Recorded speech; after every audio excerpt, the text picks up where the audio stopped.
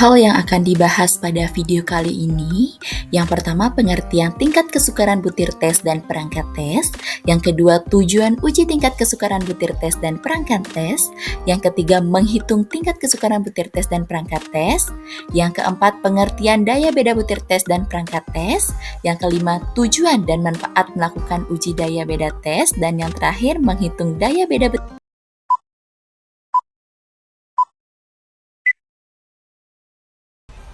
Pengertian tingkat kesukaran butir tes dan perangkat tes.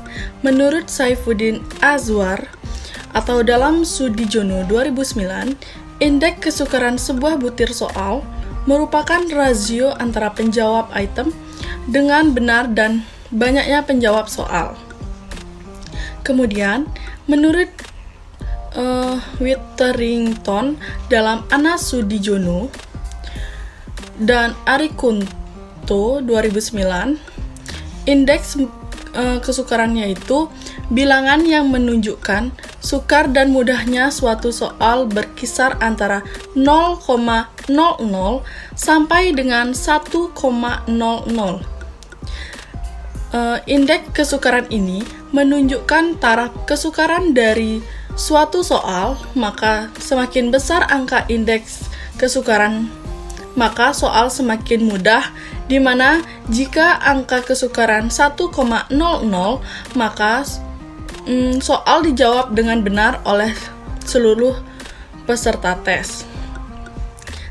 Sebaliknya, semakin kecil indeks kesukaran dari suatu soal, maka soal semakin sukar, di mana jika seluruh peserta ujian menjawab dengan salah satu butir tersebut.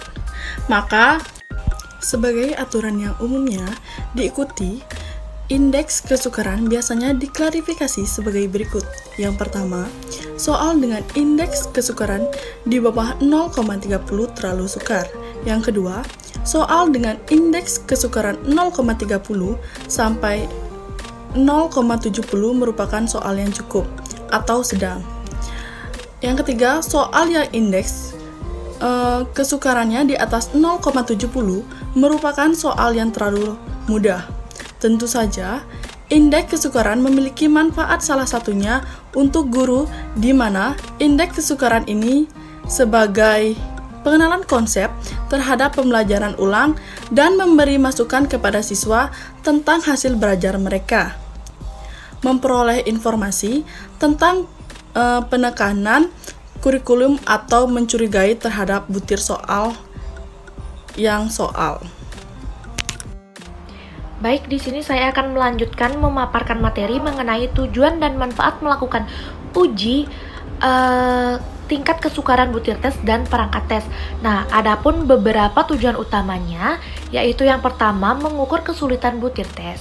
Nah, salah satu tujuan utamanya adalah untuk melakukan sejauh mana suatu pertanyaan atau tugas dianggap sulit oleh peserta tes. Nah, ini dapat membantu dalam menilai seberapa baik pertanyaan tersebut dapat membedakan antara peserta dengan tingkat kemampuannya yang berbeda. Yang kedua, menentukan rentang kesukaran uji tingkat, yaitu membantu dalam melakukan apakah instrumen penilaian mencangkup tentang tingkat kesulitan yang sesuai. Nah, hal ini penting agar tes dapat memberikan informasi yang akurat dengan kemampuannya peserta berbagai tingkatan. Nah, yang ketiga yaitu meningkatkan kualitas tes dengan menguasai tingkat kesukaran, yaitu penyusun tes dapat mengidentifikasi dan memperbaiki pertanyaan atau tugas yang terlalu sulit atau terlalu mudah. Hal ini membantu meningkatkan kualitas keseluruhan instrumen penilaian. Dan yang keempat yaitu mengoptimalkan penggunaan tes yang bertujuan untuk memastikan bahwa tes dapat digunakan secara efektif untuk tujuan tertentu.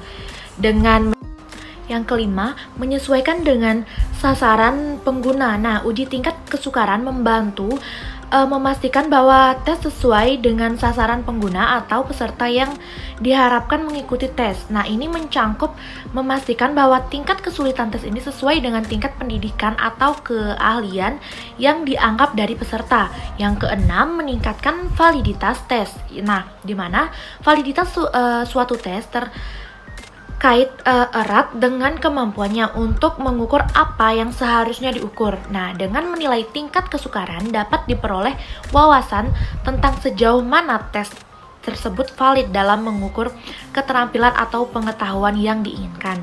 Yang ketujuh, memberikan informasi pendidikan yang bermakna. Nah, uji tingkat kesukaran membantu memastikan bahwa hasil tes memberikan informasi yang bermakna dan relevan dalam konteks pendidikan. Nah, tes yang terlalu sulit atau terlalu mudah mungkin tidak memberikan informasi yang berguna.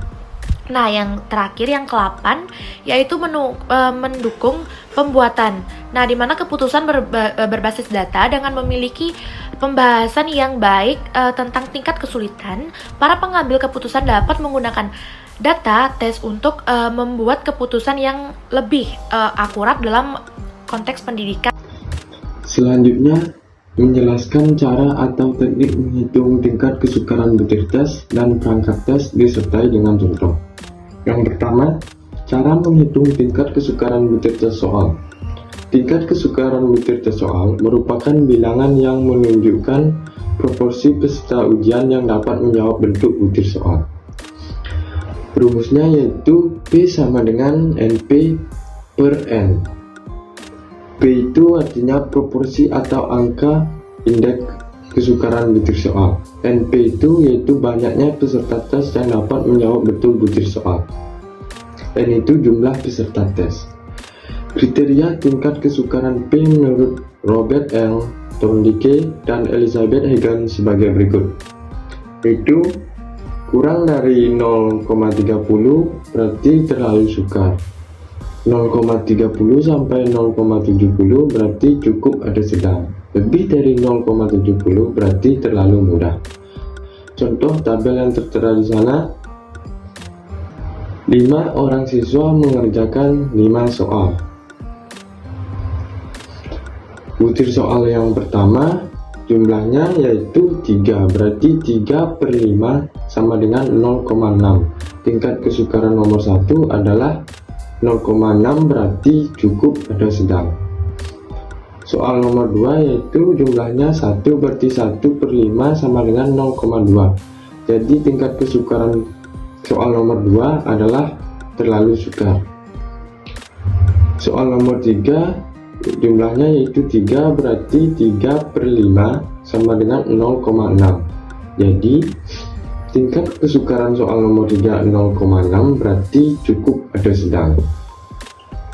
Soal nomor 4 yaitu jumlahnya yaitu 3, berarti 3 per 5 sama dengan 0,6. Jadi tingkat kesukaran soal nomor 3 adalah 0,6 berarti cukup atau sedang. Soal nomor 5 jumlahnya yaitu 4, berarti 4 per 5 sama dengan 0,8. Jadi tingkat kesukaran soal nomor 5 adalah terlalu mudah. Tes. Cara menghitung tingkat kesukaran butir tes adalah dengan rumus yaitu PP sama dengan sigma NP per N. PP itu yaitu proporsi atau angka indeks kesukaran perangkat tes atau sepaket soal. Sigma NP itu berarti tingkat kesukaran setiap butir soal. N itu jumlah soal atau butir tes. Kriteria kesukaran perangkat tes sama dengan kriteria kesukaran butir tes. Contoh, jika kita menggunakan hasil dari perhitungan tingkat kesukaran butir soal di atas, maka dapat diperoleh dari kelima soal itu dapat dijumlahkan 0,6 plus 0,2 plus 0,6 plus 0,6 plus 0,8 per 5 sama dengan 2,8 per 5. PP hasilnya yaitu 0,56. Jadi secara keseluruhan tingkat kesukaran soal atau perangkat tes adalah 0,56, berarti dapat dikategorikan termasuk kategori sedang.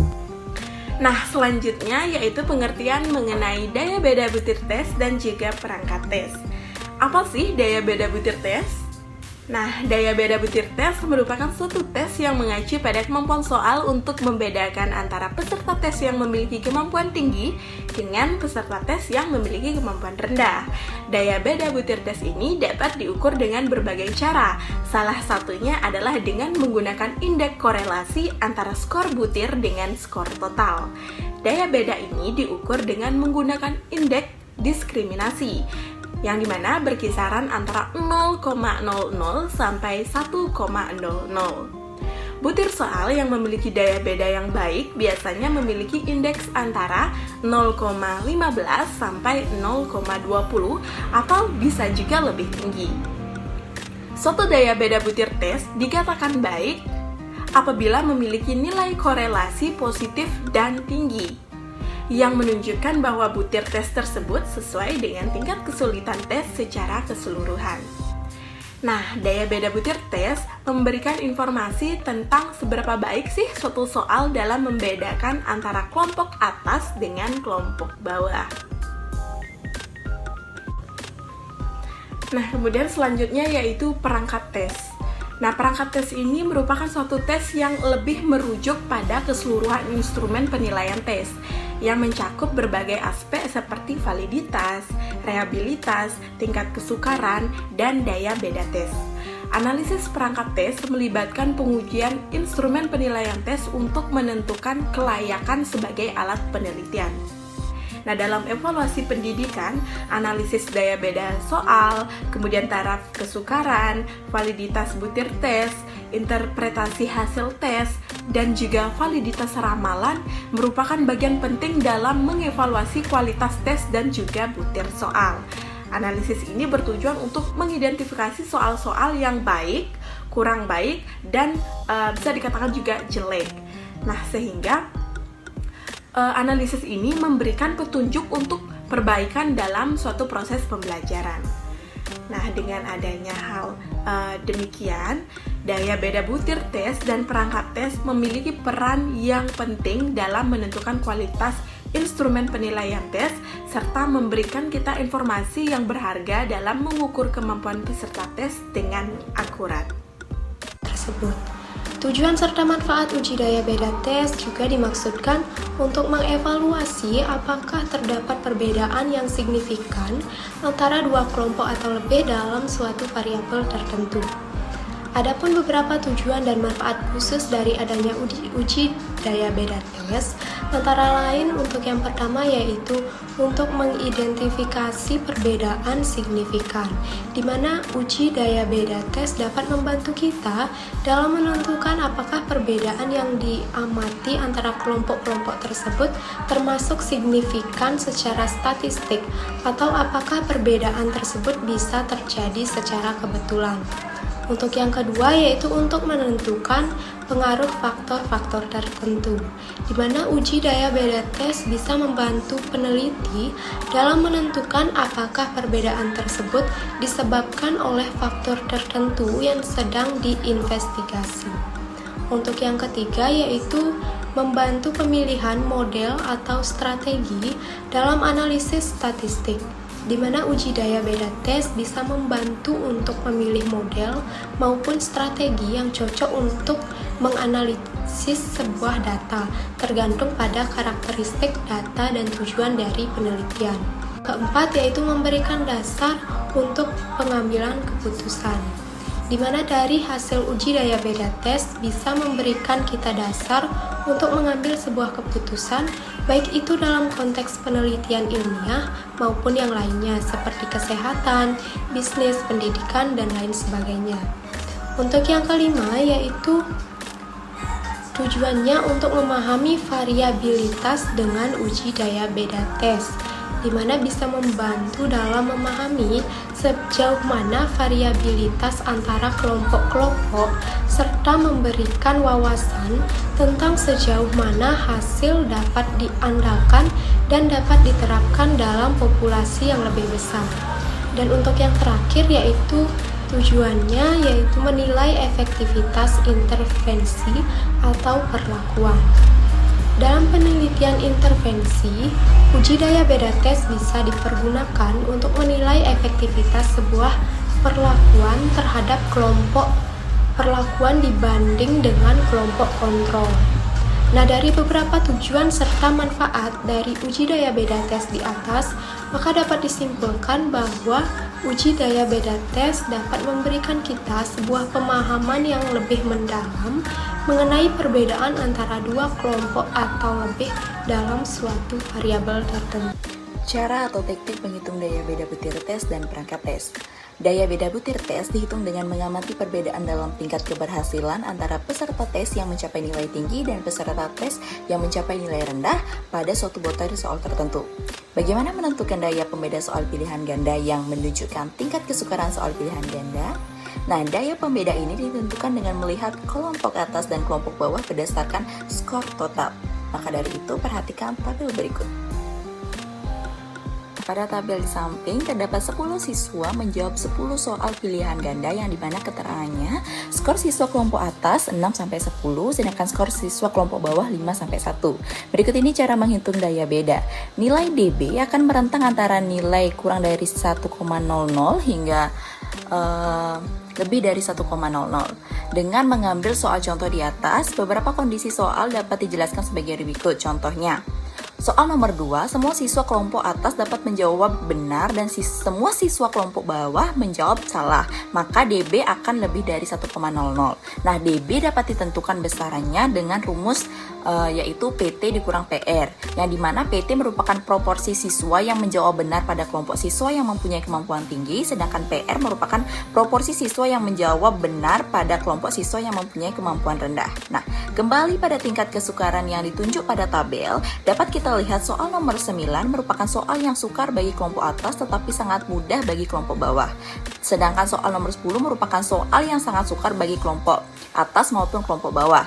Soal nomor 2 dan 6 merupakan soal yang sangat sukar bagi kelompok bawah tetapi relatif mudah untuk kelompok atas. Bagaimana cara menentukan daya pembeda soal uraian? Nah, langkah yang dilakukan untuk menghitung daya pembeda sama seperti yang dilakukan pada soal pilihan ganda. Urutkan seluruh peserta tes berdasarkan perolehan skor total dari yang tinggi ke perolehan skor yang rendah. Dari contoh sebelumnya dapat disimpulkan bahwa cara menghitung daya pembeda adalah dengan menempuh langkah sebagai berikut. Yang pertama, memeriksa jawaban soal semua siswa peserta tes. Yang kedua, membuat daftar peringkat atau urutan hasil tes berdasarkan skor yang dicapainya. Yang ketiga, menentukan jumlah siswa kelompok atas dan kelompok bawah. Yang keempat, menghitung selisih tingkat kesukaran menjawab soal antara kelompok atas dan kelompok bawah. Yang kelima, membandingkan nilai selisih yang diperoleh. Dan yang terakhir, menentukan ada tidaknya daya pembeda pada setiap nomor soal dan kriteria.